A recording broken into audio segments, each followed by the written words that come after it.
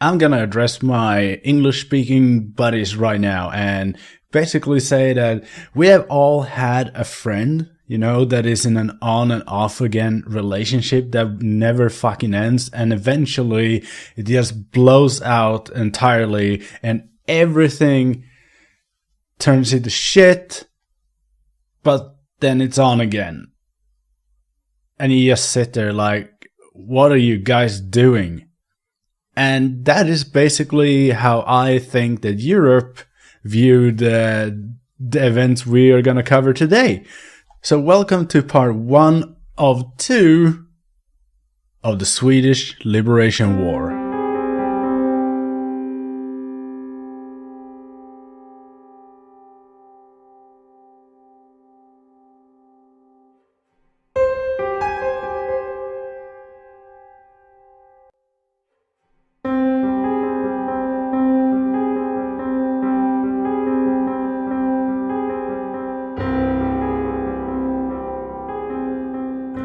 Alright, so welcome to the TimePod, and today we're gonna talk a little bit about the Swedish Liberation Wars, but we're not gonna actually talk about the war itself, but we're gonna talk about what led up to the wars, because we are gonna have to cover about 140 or 150 years of history before the actual war happens.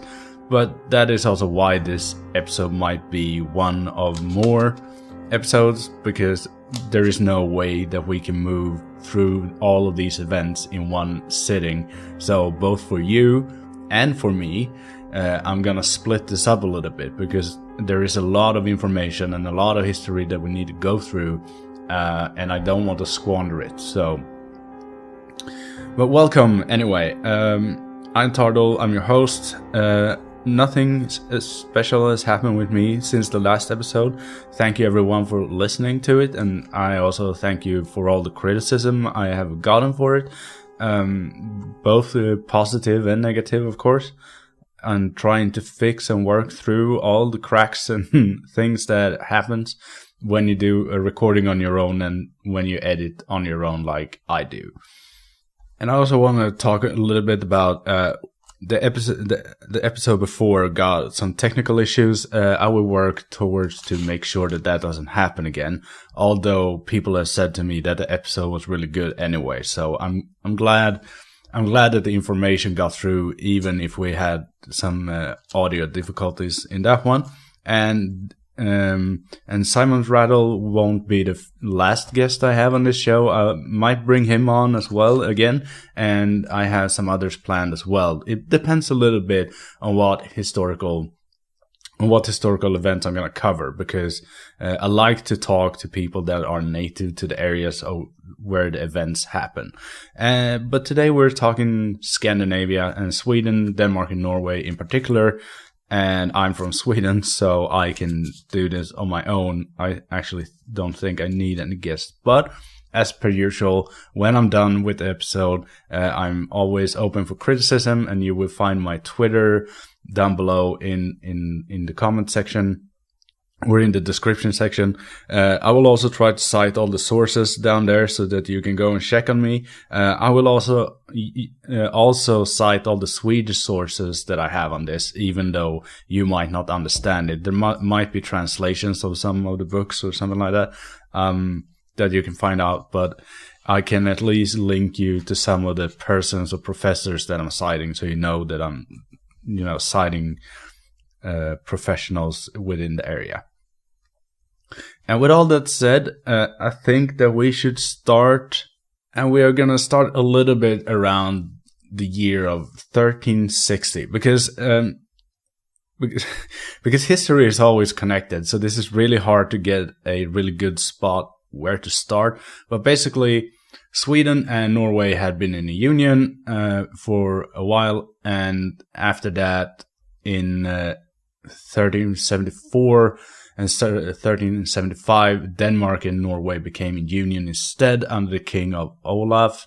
And with that, we had the basics here, because Olaf marries Margaret, and Margaret then is the one that creates what we call the Kalmar Union.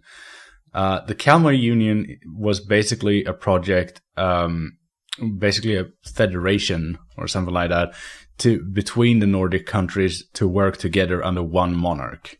So it's kind of like the EU, but it would prove a little more disastrous than the EU.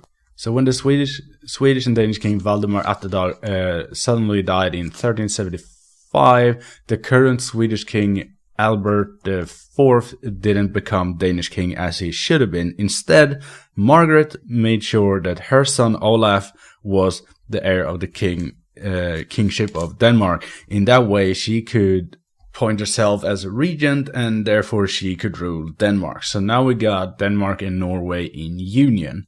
But Margaret wanted more. She wanted Sweden to be in on this as well, she wanted to solidify her own power in Sweden. But the problem in Sweden was that we had a king, namely King Albert IV of Mecklenburg, and he wasn't going to give up the throne that easy. So what Margaret did here was basically that she went to Sweden and she picked a meeting or two with the aristocracy, and she said like, hey, shouldn't I be the regent of Sweden instead of that guy Albert that you have right now? He doesn't seem really stable and, he's not a very good king, but I can produce you or present you a good heir for the throne. So basically what she's doing here is making sure that the aristocracy supports her and not the Swedish crown. And with that, King Albert decided that he wants southern Sweden. Well, what is today southern Sweden, but namely Skåne. So he goes to war with Denmark. And that gives Margaret the right to attack back, since Skåne was Danish. And they meet up in the Battle of Oslo in 1389. A battle that sadly doesn't have any records written down about it on how it went down, because I would have loved to read about some, formations or, battle tactics and stuff like that.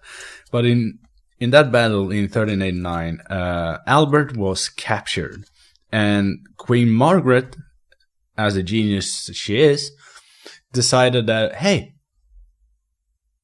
I have success to the king. And it's this guy, this little boy here. He doesn't have anything to say really right now. And he can't do anything, he can't be king, but he's the successor for the throne. And this was Eric of Pomerania. The aristocracy liked the idea and basically put Eric on the throne. But in the meantime, she was the one to rule the Swedish kingdom. And now she basically had all the three countries in her grip. Her husband ruled Norway, she ruled Denmark, and she ruled Sweden. So basically what she did here was an actual, power move, I think the kids are calling it. Eric of Pomerania became king of Sweden in the 23rd of July, 1396. And the year after, the Kalmar Union will be formed in 1397. It's kind of interesting, though, because historians argue a little bit about the Union letter, or the declaration of the Union, so to speak, because it doesn't seem to be legally binding. So that is why people call it like a federation, or some historians call it more of a defense pact, because some of the things that the Union letter contains is that one king should rule over all, the kingdoms. And the king should be electable, but first and foremost, the king's own heirs or sons should be elected. The king should also rule each of the countries or nations with their own laws. So basically, when the king was in Sweden and ruled, he had to abide to Swedish laws. When he was in Denmark to rule, he had to abide to Danish laws. It's kind of complicated in that way. If any of the kingdoms were to be threatened, the other kingdoms were to help them. And if anyone is punished to be an outlaw and therefore have no rights, that should apply to all the kingdoms. So a Swedish deemed an outlaw can't go to Denmark and seek refuge because he's still an outlaw. And in negotiations with other countries, such as foreign policy, basically, the king should, with each state's parliament, do whatever is best for everyone. The letter also says that it should be copied 6 times and distributed all over the kingdom so that everyone understood what was going on. But this, as far as historians know, never happened. And the Union letter, which still exists today, and we still have the copy of it, is written on paper and not papyrus, which is a little bit makes it a little bit unofficial. So historians are still debating how, official this letter really was. But the Union was created in 1397, and that is nothing we can dispute about that.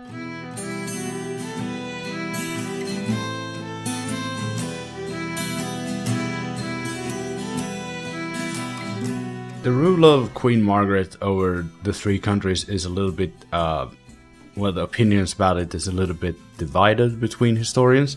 But we should know that in the 1800s there was a thing called Scandinavianism, and they of course praised her because they were basically philosophing for a reinstatement of the Union that will eventually crash, that will be, the crescendo of this series of episodes will be the end of the Kalmar Union.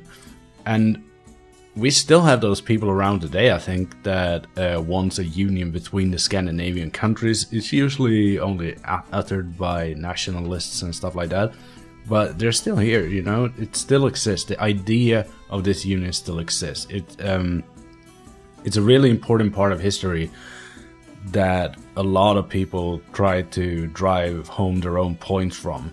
That is why these events are so discussed and so dividing when it comes to historians as well.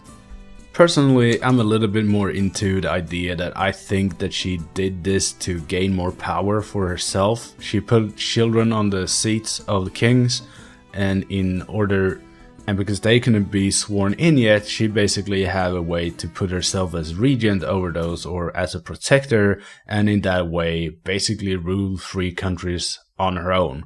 And under Queen Margaret's rule, things were about to change, because what she did was basically that she wanted to take back some of the power that the aristocracy had taken from the kingship. Basically, she took back land and castle areas and counties that were tax exempt and brought them back under the rule of the crown, because basically, as she saw it, the Swedish crown was bleeding money because we gave away too much land to the aristocracy.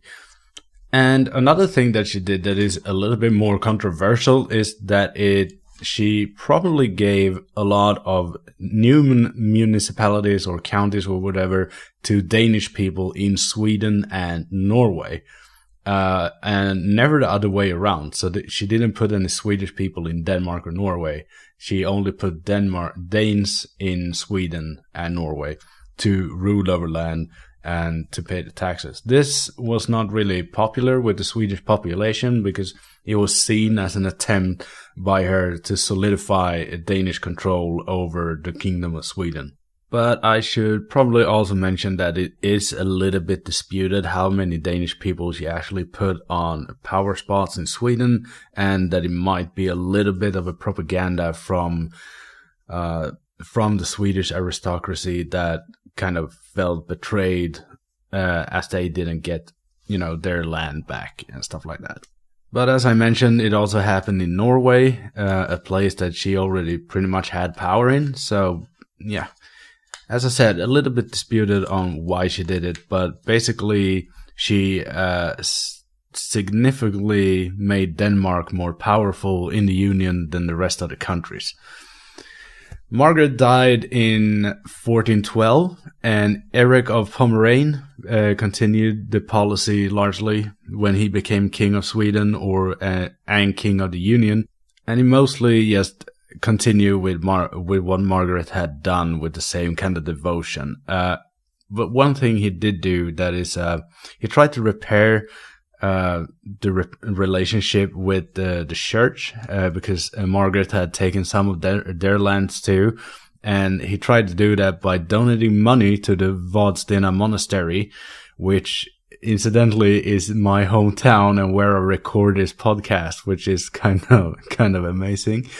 I can actually go to this monastery right now and, hang around. It's still there, so. But what he did that pissed off the church a little bit in that regard was that he put his own men as bishops. And the church was a little bit worried about that because that meant that the bishops would do the biddings of King Eric instead of the biddings of what the church wanted to do. And it was especially powerful to do that since the popeship down in Italy and Rome was kind of weak at the time. So there was not many people, arguing against it. And the Pope didn't say anything about it either. Had the popeship been a little bit more powerful, there might have been more problems with trying to, assign your own people to these kind of positions. But in 1434, there was a riot, and we usually call it the Engelbrekt riot.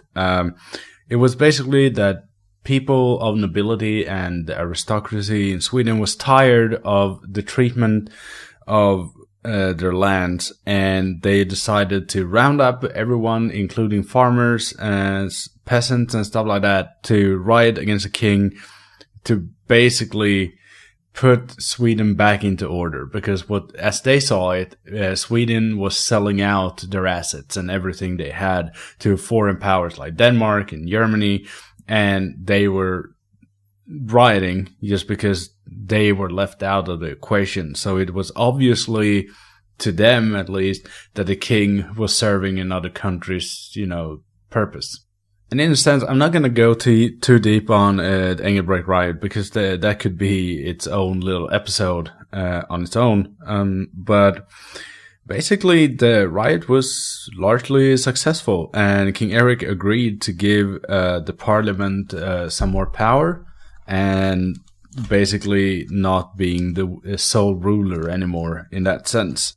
But it didn't really take long for another riot to break out in 1436, so even more talks began about this thing, and Sweden tried to pass another union declaration, which was basically a little reformed, and it was not accepted by the negotiators because what the Swedish draft tried to do was basically remove a lot that made Queen Margaret in the original draft so powerful. They tried to redirect more power to the Swedish aristocracy, and that apparently didn't really fly for some reason with the Danes. I can't imagine why that would be. So basically, yeah. So in a response to it, so there was a peace treaty between the rioters and the king. The parliament in Sweden had a little bit more to say, and he couldn't, rule it as a tyrant anymore. But when Eric realized that he had kind of lost the power to do things like that in Sweden, he basically decided that, well, let's go to Denmark and fuck shit up instead. So he went to Denmark and basically gave away a lot of lands and castles to his Pomeranian relatives, which upset the Danes greatly. And not only did he do that, he tried in the meantime to make a pact with Prussia through Philip II, the ruler, to strengthen the defenses around the Baltic Sea. But the problem with this is that would put Denmark in a rock and a hard place, because Denmark is between Prussia and Sweden, so they saw that as threatening. So what happened during that situation was basically that the parliaments of Sweden and Denmark got together to have their own negotiations without the king. And they decided that, you know what, we don't want Eric of Pomerania as a king anymore. So they yeeted him out and decided to elect a new king, namely Christopher of Bayern. And he became a king in Denmark in 1440. He was sworn in Sweden in 1441 and in Norway in 1442. Yes, I know there is a lot of names. There is a lot of events going on here, and I know how that can be. It's equally frustrating to try to condense this down for a podcast as it is. I can imagine listening to it. It's a lot that happens. I will do a quick recap in the end of the episode so that you have, or in the beginning of the next episode, so that you have the context with you while going through this, because I understand. I really do.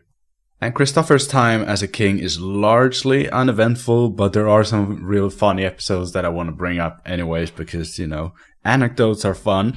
And one of them is that Christopher had serious problems with Gotland, the island on the east of Sweden in the Baltic Sea, because the former King Eric of Pomerania had raised a private fleet and terrorized the Baltic Sea, being a pirate. So we had an ex-king becoming a pirate and just creating havoc down there during this period. Which I find really hilarious, actually. But then Christopher dies quickly in January 1448. He gets sick in December, lies in and dies. And now the Union totally breaks apart again. And no one is happy with the new suggestion of a king, so everyone choose their own kings. Officially breaking the Union, basically, and this will go on for a while. And also that also meant that they had to do new political meetings. So in Halmstad in 1450, Sweden and Denmark agreed to have eternal peace, and that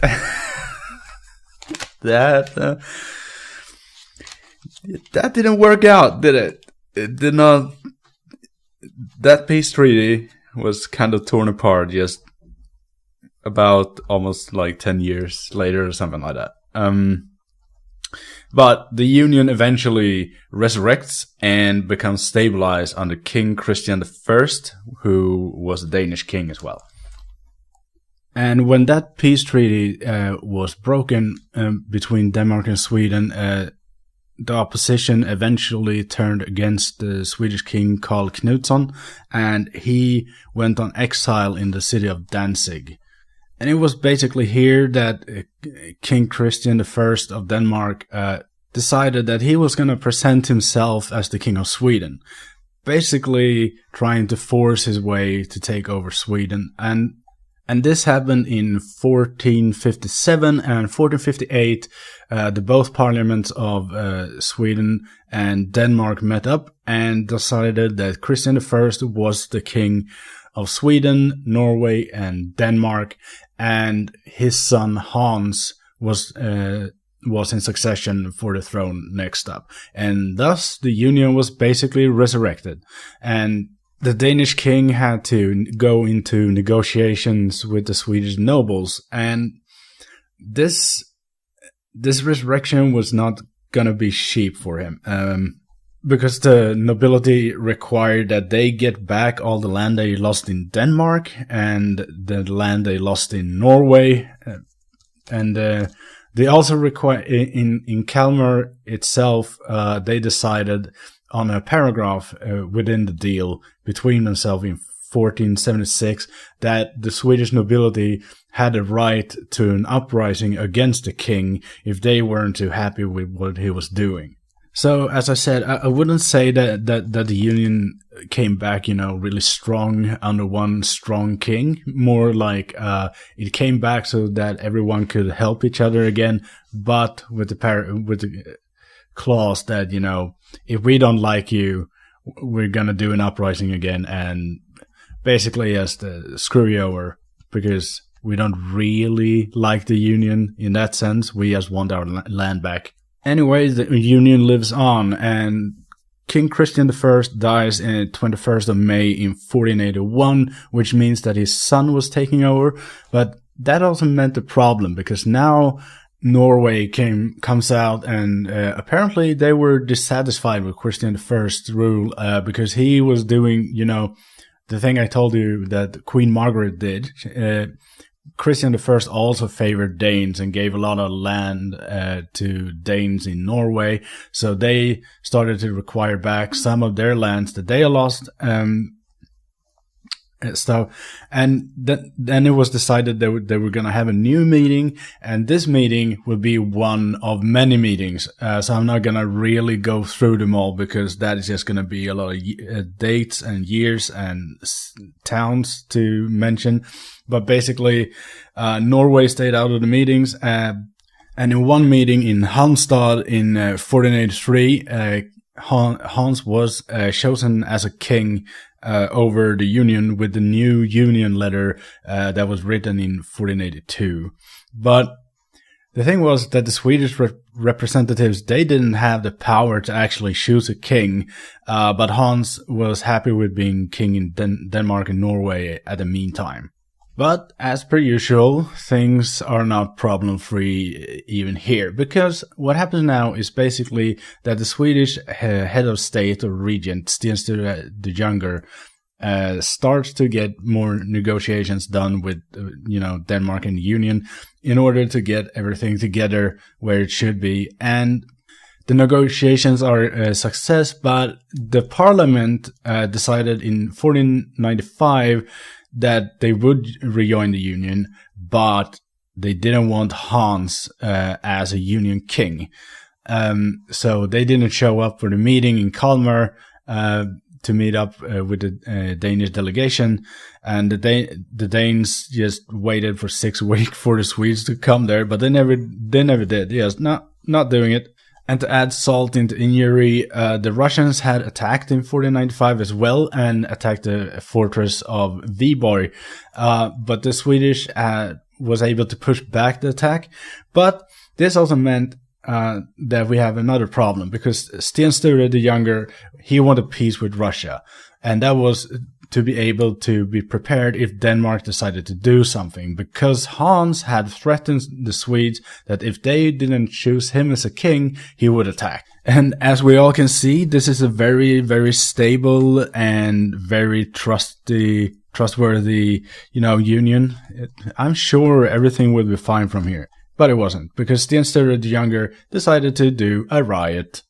And in the Battle of Rotebro in 1497, Hans beats Sten Sture's army, and since the opposition was gone, the nobles and the Parliament of Sweden decided that Hans would be king over Sweden the 25th of November, and he was crowned or coronated the next day in the Storkyrkan in Stockholm.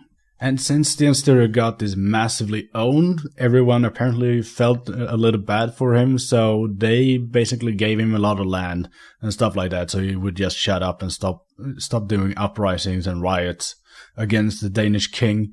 And King Hans started to continue the practice of giving Danes, the Danish nobility, plots of land and castles in Sweden, which kind of once again got on the nerves on the Swedes, because apparently he hadn't learned from before that usually that means riot, and re-entering is Sten Sture and some other people that I'm not really going to focus that much on.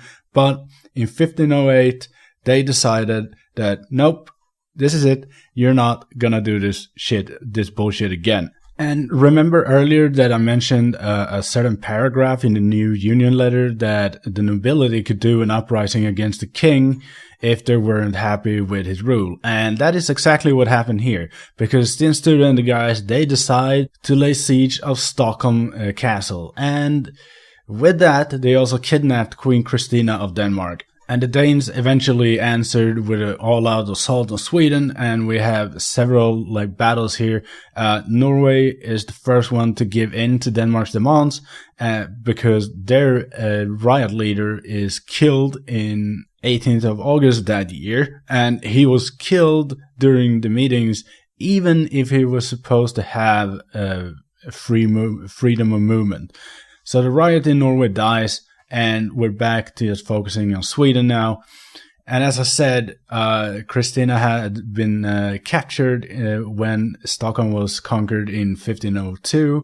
And this political situation and all the battles that came from it eventually got the attention of the merchants in Lübeck, who was really not that into that we were fighting all over the place, because, you know, they want to make money, so we can't have it like this. So through their negotiations between Sweden and Denmark, Sweden let Christina go in 1503. And now we have another set of meetings in order for Denmark to assert control over Sweden again, because Hans want to make sure that they choose him as the Union king once more, and that they agree that his son Christian, who will become Christian II, is given the succession to the throne. And as I said in the middle of the episode, basically, yeah, I know it's a lot to take in, but it's really important that this is told before we go to the actual liberation wars that will happen.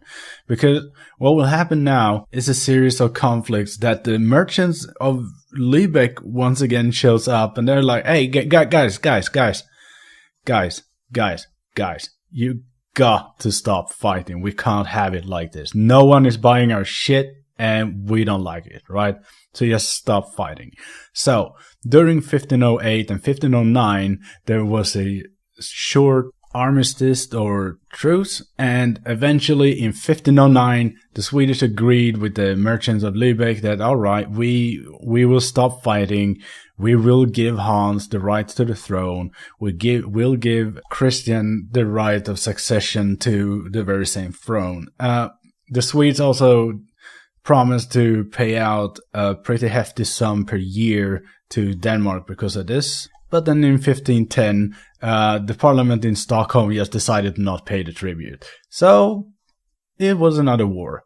And when Sweden's current regent Svante Nilsson suddenly dies the 2nd of January 1512, there are new peace negotiations ready on the table, and basically it is that the Danes want Sweden to accept the former Copenhagen peace treaty, and that we would have another meeting about the union, and that would be in 1513. God, there's so many meetings. But eventually, King Hans dies in 1513, and that means that his son was going to be the new king of the Union. But the Union meeting was pushed back 2 years to June of 1515. But that meeting was also pushed back. The thing was that the Swedes refused to let Christian II become king. And we also decided to, not continue paying the tribute that we were supposed to pay. So basically what happens now is one of the first thing that Christian II has to do is once again go to war with Sweden. And people were pretty tired of wars, but that's just what happened. And Christian marches into Sweden, and in November 1520, he is coronated in Stockholm and basically becomes the king of Sweden. And here is where I'm gonna end this episode, because now things are about to start happening for real. And so we got all the information we need to go forward in the next episode. So I really look forward to record that. It will be a lot less informative like this one. I know, as I said, there's a lot to keep track of, but it was needed. That is why this is a 2-parter episode. And I really hope that you look forward to next time, because then we go to war.